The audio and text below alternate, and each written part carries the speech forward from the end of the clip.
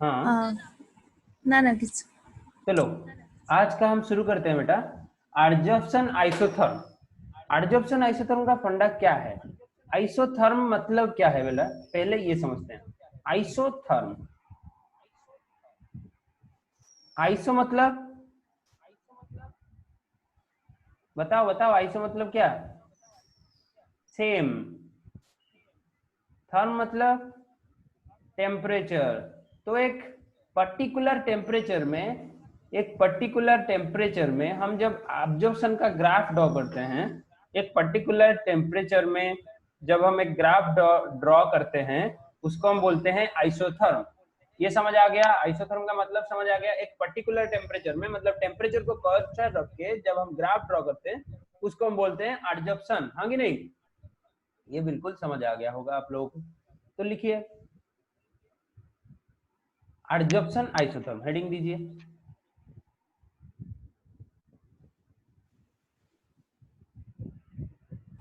Sir से जणे नाही पळेला किए? से कविता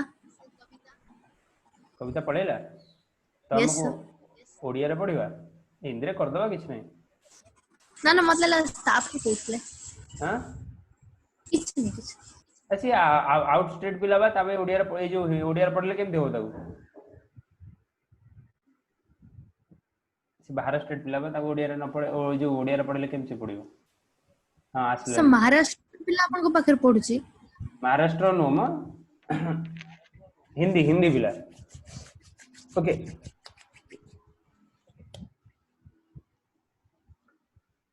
अब हेडिंग डालो फ्रेंडलीच, फ्रेंडलीच एडजॉर्प्शन आइसोथर्म। हेडिंग डालो फ्रेंडलीच एडजॉर्प्शन आइसोथर्म।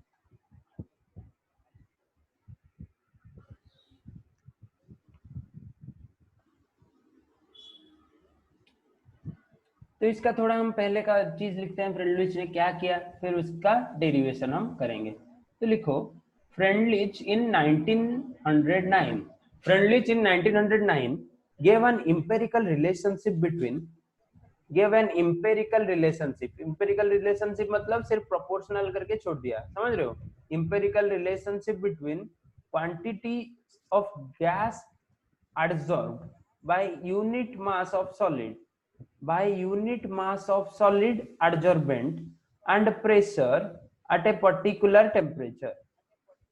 तो क्या उन्होंने किया ना, मास ऑफ एडजॉर्बेंट एडजॉर्ब पर यूनिट मास, तो अमाउंट एडजॉर्ब है x and पर यूनिट मास है m is directly proportional to temperature, sorry, directly proportional to pressure at a particular temperature।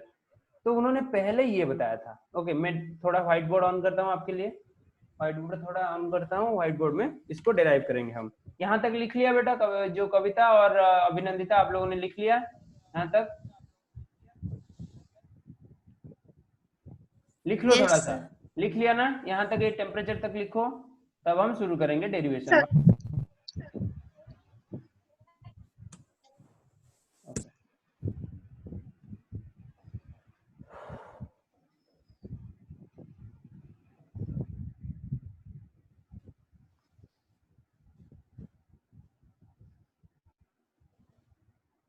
तो आज पर फ्रेंडलिच उन्होंने बताया x बाई एम और adsorb mass per unit mass is directly proportional to, equal to चिन्ह नहीं देना है पहले, पहले देना है proportional, is directly proportional to p to the power 1 by n, p to the power 1 by n, where n is greater than 1, where n is always greater than 1।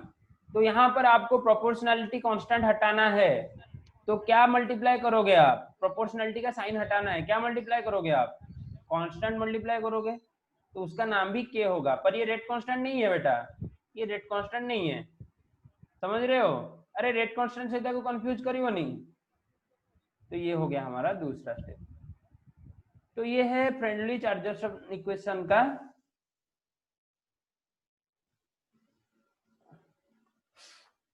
Normal representation, friendly charger equation का normal representation है ये। अब ये equation लिखने के बाद हमें सारे टर्म्स का मीनिंग मालूम करना है। ये x क्या है, m क्या है, k क्या है, p क्या है, 1 by n क्या है। इन सब टर्म्स का मीनिंग मालूम करना है। तो ये लिख लो, पहले ये लिख लो, इसको इक्वेशन 1 दो, इसको इक्वेशन 1 डालो और नीचे लिखते हैं हो यार। क्लियर करता हूं, इक्वेशन 1 डाल दिया, क्लियर करते हैं। ओए रेस्पॉन्स करो, लिखिल ना यस नहीं? सर, यस ओके, बोले विश्वजित लिखिल दिल? नहीं सर, लेकिन ମୁଁ ଲେଖି ଦେବି ତାଠୁ ଲେଖିଦେବି। आओ साइड रे बुक रख ताले। अब लिखो where x is mass of substance adsorbed और mass of gas, mass of gas लिख दो। यहाँ पर एडजॉर्ब हो रहा है गैस, किसके ऊपर? सॉलिड के ऊपर, तो मास of gas एडजॉर्ब्ड।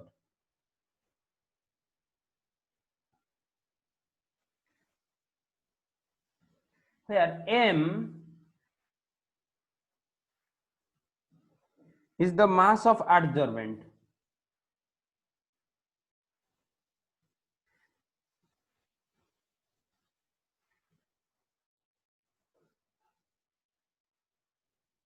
P for pressure, K for proportionality constant, और N भी गोटे constant, are constants which depends upon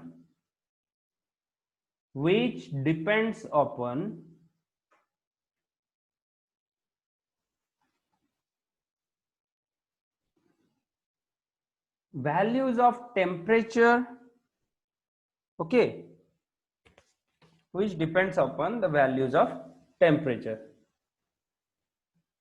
तो मैंने आपको आइसोथर्म पढ़ाने का वादा किया, पर मैं आपको इक्वेशन दिखा रहा हूं। आपने बोला आइसोथर्म में ग्राफ होता है, ग्राफ किधर है? आप तो हमें इक्वेशन पे इक्वेशन दिखाते जा रहे हैं। तो ये सब टर्म का मीनिंग लिख लो, फिर हम ग्राफ ड्रॉ करेंगे, हाँ कि नहीं? जल्दी लिखो, जल्दी लिख के मुझे बताओ कि हाँ सर हमने लिख लिया। जल्दी लिख के मुझे बताओ कि हाँ सर हमने लिख लिया। कविता बेटा आप लिख रहे हो कि नहीं लिख रहे हो? सर लिख लिया। ओके, बहुत बढ़िया। बाकी दोनों लिखो जल्दी।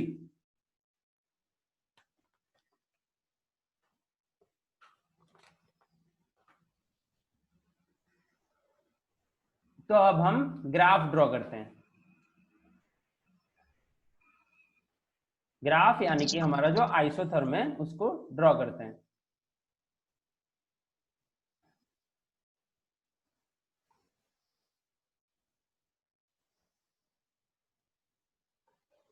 तो यहां पर एक्स एक्सिस पे किसको लेंगे, वाई एक्सिस पे किसको लेंगे? तो प्रेशर को हम ले लेते हैं एक्स एक्सिस में और वाई एक्सिस पे लेते हैं एक्स बाई एम को। तो ये जो ग्राफ है आइसोथर्म में एट ए पर्टिकुलर टेम्परेचर में बनेगा और हाई टेम्परेचर वाला ग्राफ नीचे रहेगा।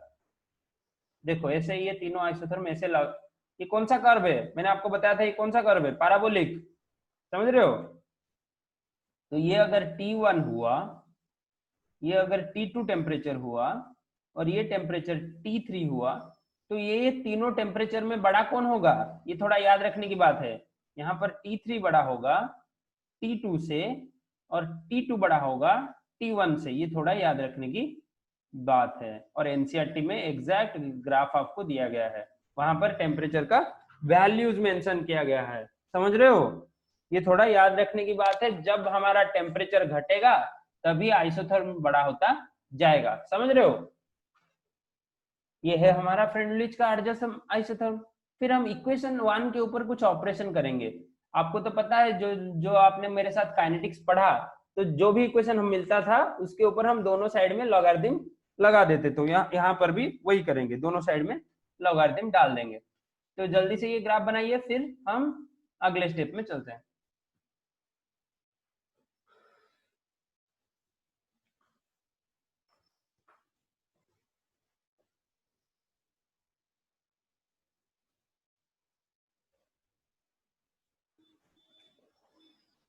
ग्राफ बना दिया?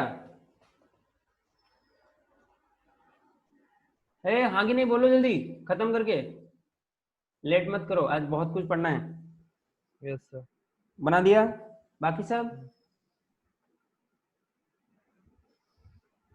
ओके, क्लियर करते हैं। इसके नीचे थोड़ा सा कुछ लिखो, ये ग्राफ हमें क्या समझाता है। लिखो, this curve indicates that at a fixed pressure there is decrease in physical adsorption,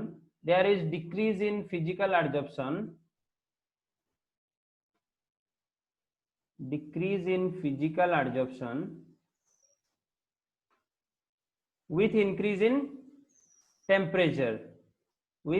in temperature, इसीलिए हमारा कर्व छोटा होता जा रहा है।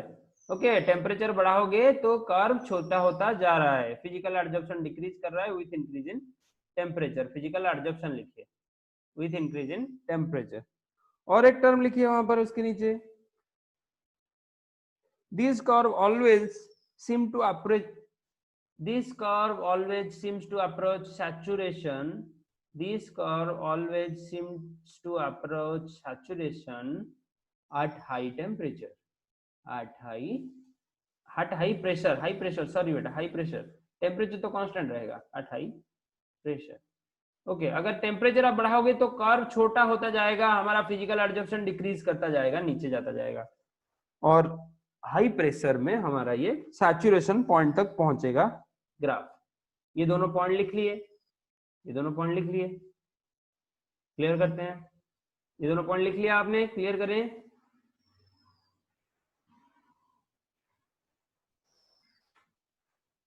Yes sir. चलो अभी थोड़ा और कुछ करते हैं, क्या करें ना, ऑन टेकिंग लॉगरिथम, किसके ऊपर लेंगे, एक ही क्वेश्चन है हमारे पास, on both sides of equation 1।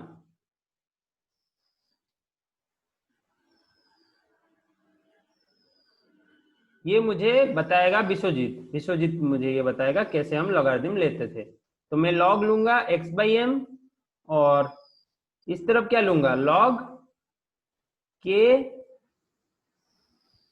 p into 1 p to the power 1/n। तो बोथ साइड लॉग लेने के बाद विश्वजीत मेरा क्या आ जाएगा लेफ्ट हैंड साइड में, बताओ मुझे। इस तरफ क्या आ जाएगा, लॉग a/b है, तो क्या बन जाएगा ये, log a minus b। a minus b log a हाँ minus बहुत b। बढ़िया अमित और कविता, ये देखो लॉगरिथम का ये फंक्शन है, मैं आपको कभी टाइम लेके पढ़ा दूंगा ये लॉगरिथम का फंक्शन। और यहाँ पर क्या हो जाएगा, लॉग a इंटू बी, तो क्या हो जाएगा, log k plus a plus b। p to the power 1/n। फिर मैंने आपको क्या पढ़ाया था कि log a to the power b वो क्या हो जाता था,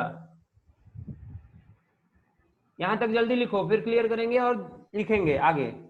log a to the power b वो क्या हो जाता था, याद करो,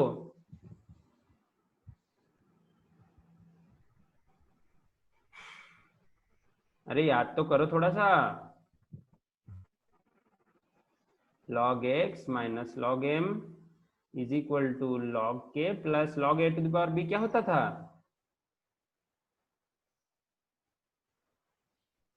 अरे b log a नहीं होता था, याद तो करते नहीं कुछ। ओके, यहां तक आपको मुझे लगता है कि समझ आ गया होगा। तो ये है हमारा इक्वेशन, तो इसको आप ऐसे ही रखो, यहां पर ये होल को हमें y लेना है, इसको आप किसके साथ कंपेयर करोगे, इस इक्वेशन को आप किसके साथ कंपेयर करोगे, अरे किसके साथ हम नॉर्मली कंपेयर करते थे लॉगरिथम वाले इक्वेशन को, थोड़ा तो याद करो, दिमाग में प्रेशर डालो। I am comparing this with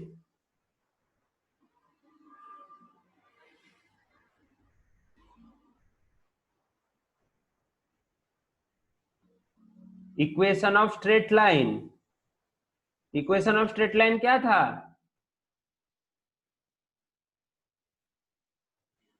y is equal to mx plus c, y is equal to mx plus C.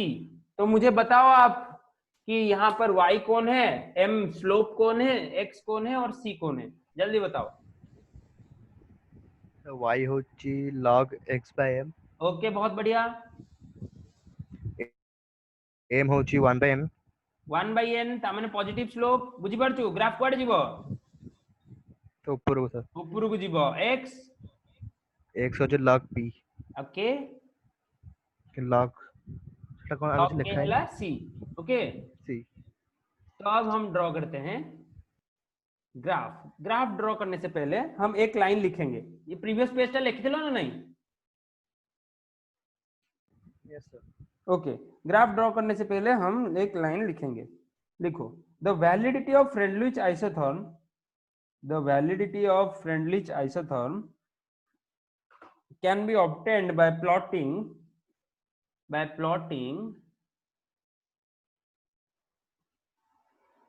log x by m on y axis versus log p on x axis। तो अब बनाते हैं अपना graph.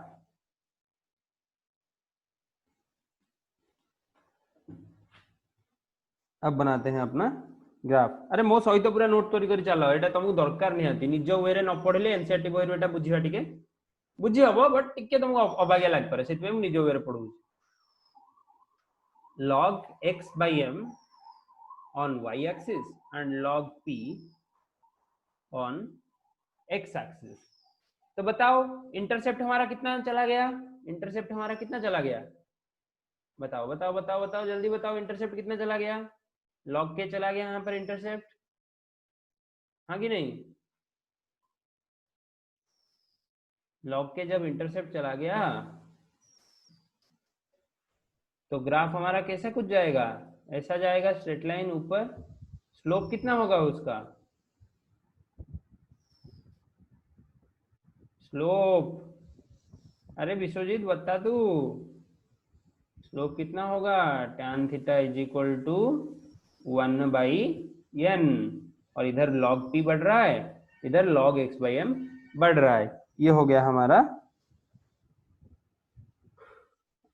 Adsorption isotherm का और एक graph Freundlich का। ये वैलिड करता है हमारा फ्रेंडलिच एडजॉर्प्शन आइसोथर्म को। यहाँ पर ये है log k जो क्या है, इंटरसेप्ट है या फिर c है,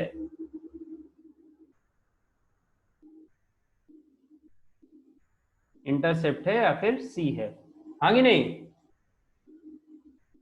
यस सर।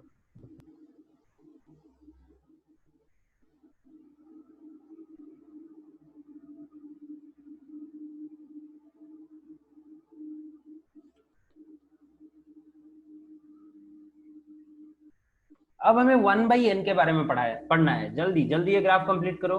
अब 1/n के बारे में पढ़ेंगे।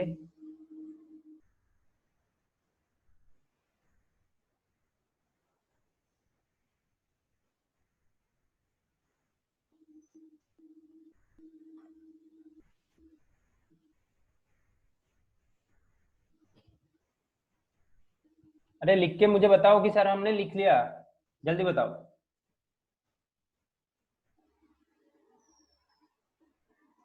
कितने समय लागुची कि रे तुमको, सॉरी सर। यस सर है ना। बहुत बढ़िया, क्लियर करते हैं।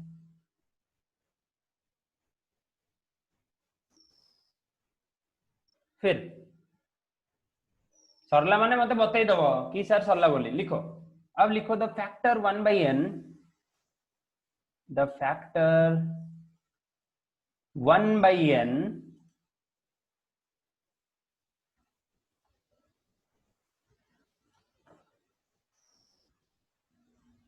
varies between 0 to 1।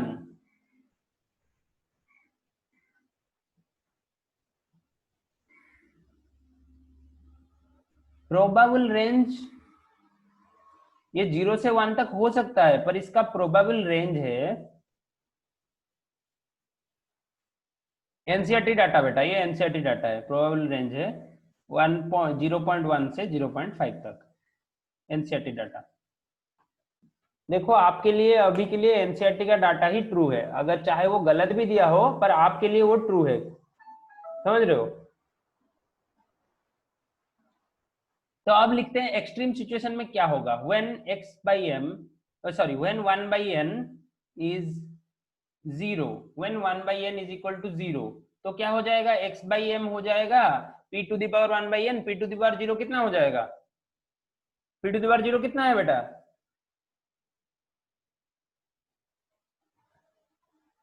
1 होता है, p टू द पावर 0 1 होता है, तो x बाई m बन जाएगा कांस्टेंट, x बाई m बन जाएगा कांस्टेंट। अगर x बाई m कांस्टेंट बन गया तो ये adsorption is independent of pressure, यहां पर आप लिख सकते हो एडजॉर्प्शन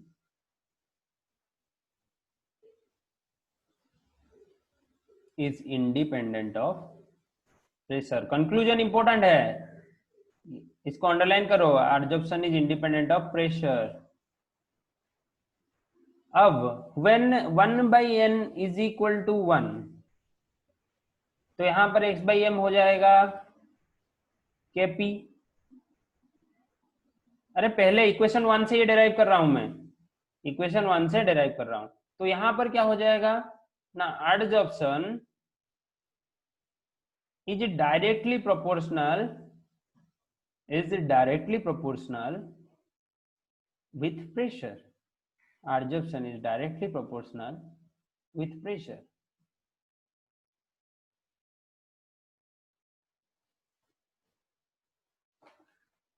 बराबर समझ आ रहा है।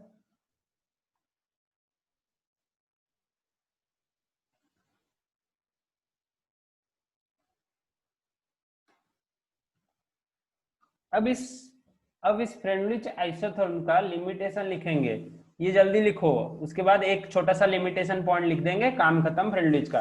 और ये आता है बेटा आपका लॉन्ग क्वेश्चन, मतलब आता ही आता है, 3 मार्क्स का डेरिवेशन दिया रहेगा, उसके नीचे एक 2 मार्क का क्वेश्चन दिया रहेगा।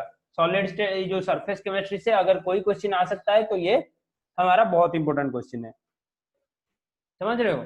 एन फैक्टर के बारे में भी वहां पर लिखना पड़ेगा, 1 बाई एन फैक्टर के बारे में, जो कि 0 से 1 तक हो सकता है, और उसका प्रोबेबल रेंज है 0.1 से 0.5 तक। और जब n फैक्टर 1 बाई n 0 होगा तो x बाई m कांस्टेंट होगा, adsorption is independent of initial pressure होगा, और यहाँ पर जब 1 by n is equal to 1 होगा तो adsorption is directly proportional with the pressure होगा। बराबर, क्लियर करते हैं। अब लिखो लिमिटेशन, फ्रेंडली एडजॉर्प्शन आइसोथर्म का एक ही लिमिटेशन है, एक ही लिमिटेशन है, क्या है ना, it fails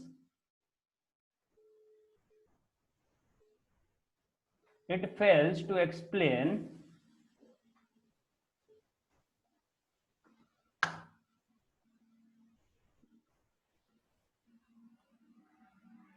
the isotherm saturation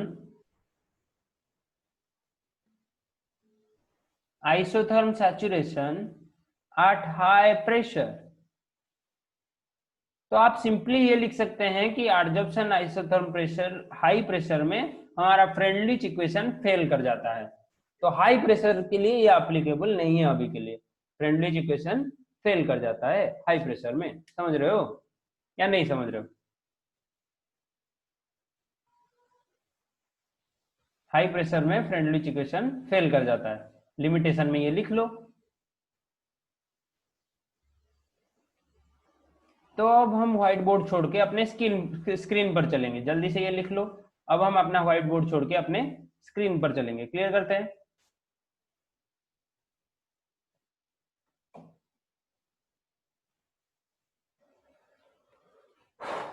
देखो ये हमने अच्छे से पढ़ लिया, अपने वे में डेराइव किया, आपको अभी एनसीईआरटी पढ़ने की जरूरत नहीं है, अगर टाइम मिले तो थोड़ा सा पढ़ लेना, नहीं तो डायरेक्ट नोट से पढ़ लेना।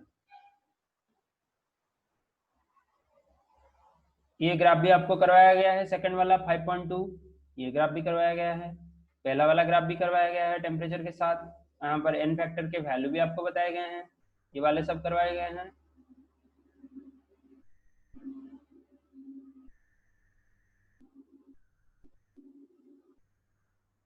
अब हमें ये देखना है, देखो वहां पर एडजॉर्बेंट और एडजॉर्बेट क्या था, वहां पर एडजॉर्बेट था गैस और एडजॉर्बेंट था solid.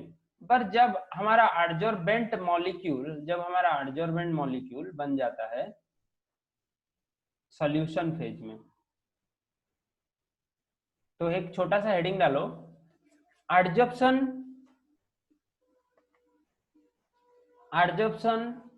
From solution phase.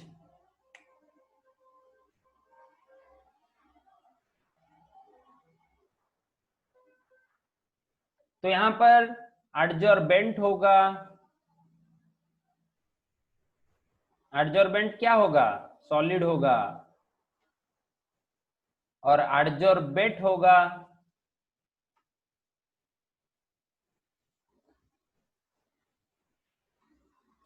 Solution. Adsorbent होगा सॉलिड और एडजॉर्बेट होगा सॉल्यूशन। बराबर समझ आ रहा है? तो क्लियर करते हैं। देखो यहाँ पर एक आपको लिखा गया है कि solids can adsorb solute from solution also when A solution of acetic acid in water is taken with charcoal, a part of acid is absorbed into the charcoal and the concentration of acid decreases in the solution। तो ये आपको समझाया गया है कि जब आप acetic acid को एनिमल चारकोल या फिर नॉर्मल चारकोल के अंदर डिजोल्व करते हो तो वहां पर कुछ एसिड चारकोल के ऊपर एब्जॉर्ब कर जाते हैं and the concentration of acid decreases in the solution। Similarly जब आप लिटमस का सोल्यूशन को सेक करते हो चारकोल के साथ, वो कलरलेस बन जाता है। तो क्या होता है, उसमें से अपना एसिड जो चारकोल में जाके प्रेसिपिटेट एडजॉर्ब हो जाता है। लिखो यहाँ पर the precipitate of MgOH whole 2 attains blue color when precipitated in presence of magnesian reagent. ये मैग्नेशियन रिएजेंट क्या होता है बेटा, ये लिखो, पूछा जाता है एग्जाम में। मैग्नेशियन रिएजेंट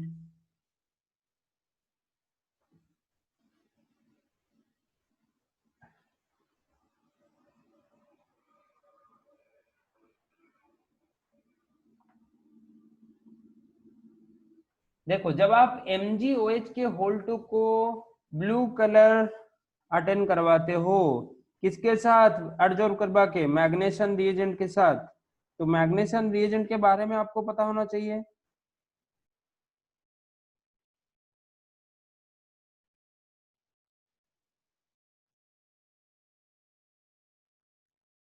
मैग्नेशियन रिएजेंट हमारा रेसोर्सिनॉल होता है। मैग्नीशियम रिएजेंट हमारा रेसोर्सिनॉल होता है।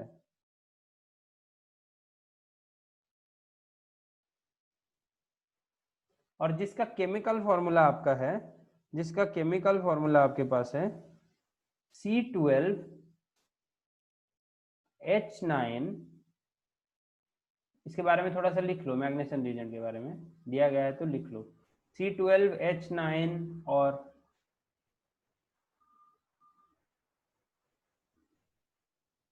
N3O4, C12H9N3O4, ये लिखो। अब इसका स्ट्रक्चर ड्रॉ करते हैं। मैग्नीशियम रिएजेंट का हम स्ट्रक्चर ड्रॉ करते हैं। कैसे बनाएंगे इसका स्ट्रक्चर, देखते हैं।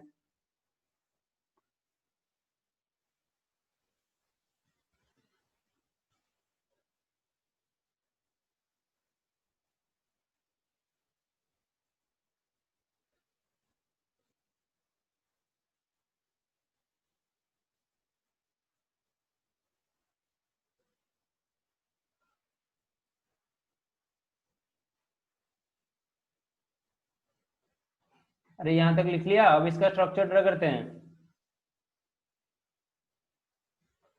थोड़ा व्हाइट बोर्ड में चलना पड़ेगा। शेयर करते हैं और स्ट्रक्चर बनाते हैं। देखो देखो पूरा ध्यान से देखो ये स्ट्रक्चर को। एक बेंजीन रिंग इधर,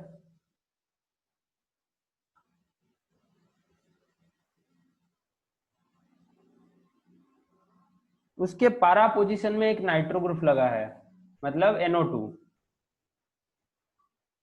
अरे मैग्नीशियम रिएजेंट का स्ट्रक्चर आपको आ जाता है एग्जाम में या फिर एंट्रेंस में, सब में आता है, तो ये बना दो। फिर ये इसके पारा में यहाँ पर एक नाइट्रोजन नाइट्रोजन डबल बॉन्ड, या फिर इसको हम बोलते हैं आजो bond. Nitrogen nitrogen double bond को हम बोलते हैं आजो बॉन्ड। तो यहाँ पर एक बेंजीन रिंग लगा हुआ है,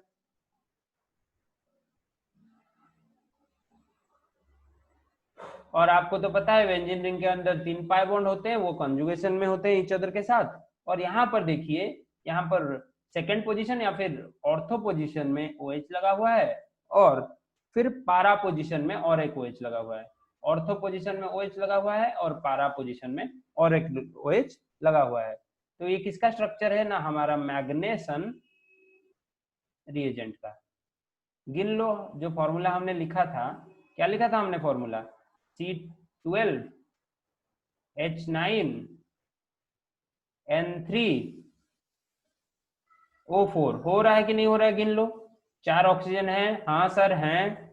3 नाइट्रोजन है, हाँ सर हैं। 12 कार्बन है, हाँ सर हैं। तो आपको सिर्फ चेक करना है हाइड्रोजन। हाइड्रोजन कितने होंगे, यहाँ पर 1 2, यहाँ पर 3 4 5 6 7 8 9। परफेक्ट। ओके, तो ये है हमारा मैग्नीशियम रिएजेंट का स्ट्रक्चर। अच्छे से बनाओ कॉपी में। मेरा बेंजीन रिंग यहाँ पर माउस की वजह से हिल रहा है, तो आपका बेंजीन रिंग नहीं हिलना चाहिए। अच्छे से कॉपी में बना दिए, जल्दी बनाओ जल्दी बनाओ। यहाँ पर इतना बड़ा ना लिख के आप यहाँ पर सिर्फ NO2 यहाँ पर इस साइड में लिख सकते हो। ओके, इसको मैंने पूरा उसके खुले फॉर्म में दर्शा दिया है, पर आप सीधा NO2 लिख सकते हो। यह है अपना मैग्नीशियम रिएजेंट।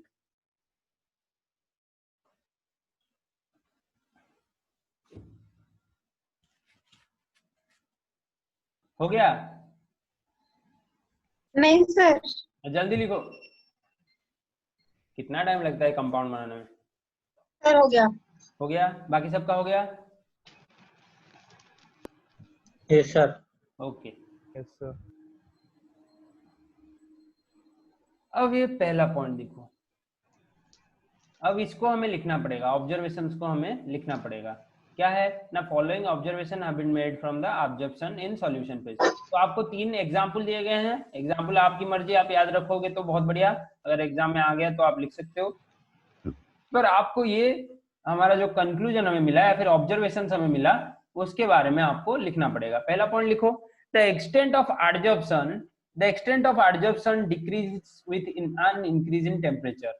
बहुत ही बढ़िया, ये पॉइंट आपने कितनी बार पढ़ लिया है कि टेम्परेचर अगर बढ़ाओगे, जो हमारा एडजॉर्प्शन है एक एक्सोथर्मिक प्रोसेस है, तो अगर आप टेम्परेचर बढ़ाते हो तो एडजॉर्प्शन का रेट हमेशा डिक्रीज करेगा। ओके, हमेशा के लिए ट्रू है ये, क्योंकि ना एडजॉर्प्शन हमारा एक एक्सोथर्मिक प्रोसेस था जो हमने पहले क्लास में ही डिस्कस कर लिया था। अब यहाँ पर देखो, extent of adsorption increases with an increase of surface area of adsorbent. ये भी आपको मैंने डिफरेंस में बताया था कि जब एडजॉर्बेंट का सरफेस एरिया बढ़ जाएगा तो हमारा एडजॉर्प्शन का अमाउंट क्या होगा, ज्यादा होगा, क्योंकि ना हमें ज्यादा सरफेस मिलेगा रिएक्शन के लिए। लिखते जाओ मेरे साथ और समझते जाओ क्या। फिर तीसरा पॉइंट लिखो, the extent of adsorption depends upon the concentration of solute in the solution. तो जितना ज्यादा अमाउंट का सॉल्यूट होगा सॉल्यूशन में, उतना ही तो हमारा चारकोल एडजॉर्ब करेगा। अगर सॉल्यूट ही नहीं होगा सॉल्यूशन में तो एडजॉर्ब क्या करेगा, तो depends upon the concentration of solute in the solution. तो more the concentration of solute greater is the adsorption। चौथा पॉइंट लिखो, the extent of adsorption depends upon the nature of adsorbent and adsorbate. ये तो आपको पहले से पता है कि एडजॉर्बेंट और एडजॉर्बेट का अगर नेचर ही सही नहीं रहेगा, वो अगर खुद को एडजॉर्ब ही नहीं कर पाएंगे, वो अगर खुद से कंपैटिबल नहीं होंगे, तो वहां पर एडजॉर्प्शन होगा ही नहीं, वहां पर एडजॉर्प्शन होगा ही नहीं। तो यहाँ पर जो हमारा फ्रेंडलिच का इक्वेशन बनता है सॉल्यूशन फेज में, वो कैसे बनता है उसके बारे में डिस्कस करेंगे। ये चारों पॉइंट जल्दी लिख लो बेटा, ये चारों पॉइंट जल्दी लिख लो। समझ आ गया होगा, मुझे लगता है आपको समझ आ गया होगा चारों पॉइंट। अब जल्दी लिख लो और उसके नीचे लिखेंगे Freundlich equation for solution phase, Freundlich equation for adsorption in solution phase. जल्दी ये चारों पॉइंट लिखो, जल्दी लिख के मुझे बताओ, फिर हम नेक्स्ट सेशन शुरू करेंगे और 40 मिनट का। आज ये पार्ट पूरा अच्छे से खत्म कर देंगे। 40 मिनट नहीं, 20-25 मिनट में ही खत्म हो जाएगा ये वाला पार्ट।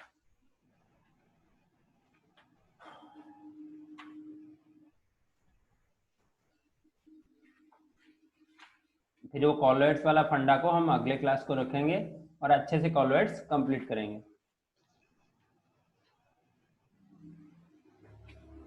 अरे जल्दी 4 पॉइंट लिख लिए आप लोगों ने? विश्वजीत, कविता, लिखे आपने? Sir last point. हाँ जल्दी लिखो, बाकी सब जल्दी लिखो। अमित लिखो और अभिनंदिता आप भी लिखो। सर बैंड बजेगा आज कहीं की यहाँ पर बायोलॉजी क्लास, यहाँ पर मैथ क्लास। ଆଉ କଣ ପାଠ ପଢୁଛ 12th କ୍ଲାସ୍ ହେଲାଣି ଆଉ କ୍ଲାସ୍ କରିବନି ଆଉ କଣ କରିବ? लगातार लगातार जानी ହଁ ଆପଣ ଯୋଉ ଲଗାତାର କହିଲେ ଲଗାତାର କରିବନି ଆଉ କଣ? ଆଉ ପୁଣି ସ୍କୁଲରେ ଯୋଉମାନେ ପଢୁଛନ୍ତି ଡିବିଫିବି ସ୍କୁଲରେ ସେମାନେ ପୁଣି ତ ସକାଳ 6 ରୁ ବସୁଛନ୍ତି ନା 7 ରୁ ବସୁଛନ୍ତି ପୁଣି ତମାନେ କେତେଟାରୁ କେତେ ବସୁଛ କି ରେ ବିଶ୍ୱଜିତ? କେତେ ସମୟ ସ୍କୁଲରେ 8 କ୍ଲାସ୍ ରୁ କରୁଛ ଟିକେ 1:30 କହିଦେଲ ଆଙ୍କୁ? 8 ରୁ 1:30 କେତେ ଜୋରେ କହ ଜୋରେ 8 ଶୁଭୁନି 8 ରୁ 1:30 ଦେଖିଲ 8 ରୁ 1:30 लगातार लगातार प्याक मोबाइल चार्जर होनी ହଁ ଲଗାତାର ନା पूरा जेमती शेड्यूल रे हुए सेमती होउची आ तमरो भी एबे रेगुलर क्लास रहइबो नन कोर्स केन सरिबो मोबाइल ना आईफोन में इतने ज्यादा रखी दोजी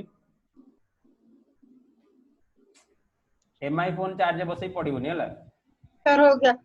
हो गया ना चलो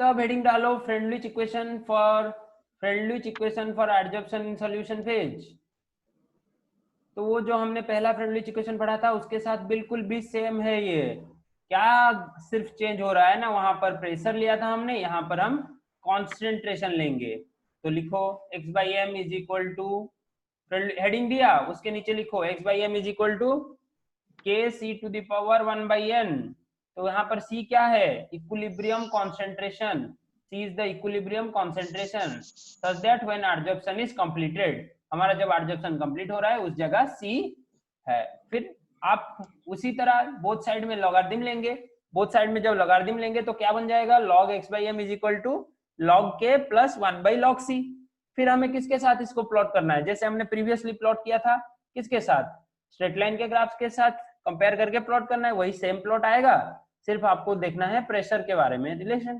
सेम प्लॉट आएगा ऐसा ही कुछ हाँ कि नहीं अरे समझ आ रहा है कि नहीं समझ आ रहा है जहां पर स्लोप होगा 1 by n अरे पिछले प्लॉट में जैसे हमने किया था इस प्लॉट में सेम ही है कविता समझ नहीं आ रहा है आपको यस सर। अभिनंदिता आपको समझ आ गया इस तरफ Yes, sir. हाँ बहुत बढ़िया तो करते चलो हमारे साथ